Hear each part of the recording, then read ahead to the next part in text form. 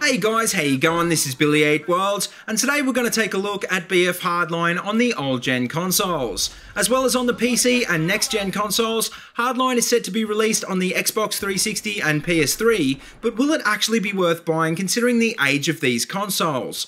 I was pretty surprised that I couldn't find hardly any information on the old-gen ports for this game, so I thought, what the hell, I'll just make my own video on this topic. This footage is from the Xbox 360 version of the beta, but for anyone else wondering, I did actually also play the PS3 version last week, and honestly this game is pretty much the same on both old-gen platforms. Now, some of you guys are probably thinking, what the hell are you even talking about the old-gen platforms for? Next-gen is here, and that's all that matters, right? Well, maybe to some people, but you might be surprised to know there's actually almost as many people playing BF4 on PS3 as there is on the PC or the PS4. Whether we like it or not, old-gen is here to stay at least for the time being, and sure, that might set back the development of the higher-end ports, but it does mean more people playing the game. It doesn't really matter what platform the player base is on, more players equals more money for EA, and that means more development dollars and more support for the franchise into the future. So how do the old-gen ports stack up next to the higher-end versions? Well, they aren't particularly stunning, but as far as gameplay goes, they are true to the Battlefield experience. I didn't have a problem jumping right into the old-gen versions, and once I'd gotten over the graphical differences, I actually enjoyed them almost as much as on PS4. All of the maps in the beta were pretty much the same, except for the fact that there were only 3 objectives in Conquest Large, and that quite a few small aesthetic details and objects were missing. The map design could change in the final release, but it's safe to say the old-gen consoles will get stripped-down versions, and it's been confirmed that the server size will also be limited to 24 players in all game modes. Now, in terms of graphics, this is I think where most people will notice the biggest difference, because the old-gen ports only run at 720p 30 FPS.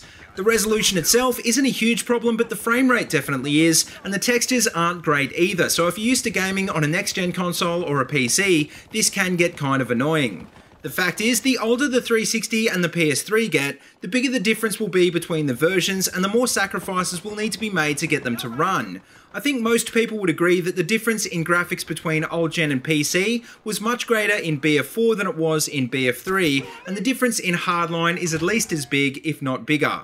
Another big difference between the old-gen and the next-gen versions is that you don't have the option for high-frequency updates on the Xbox 360 and the PS3.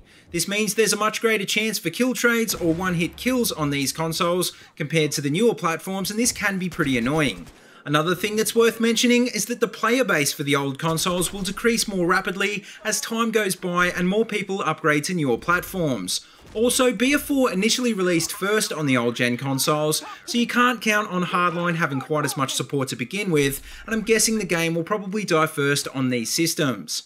All in all though, I did have a pretty good time playing Hardline on the old-gen consoles, despite the fact that it's clearly not the same experience as on the PS4 or the PC. It just goes to show that gameplay is way more important than graphics, and when it comes to large-scale shooters, BF4 and Hardline is about all you're going to get on the old-gen consoles. As for whether it's worth buying this game on old-gen, well, I guess that's just something you'll have to work out for yourself, but if you have the money, I definitely recommend upgrading to a PS4 or an Xbox One. If you don't though, well, I wouldn't blame you for grabbing this game on the PS3 or 360, because it's really not that bad, and if you're already playing BF4 on old-gen, you probably won't notice a huge difference.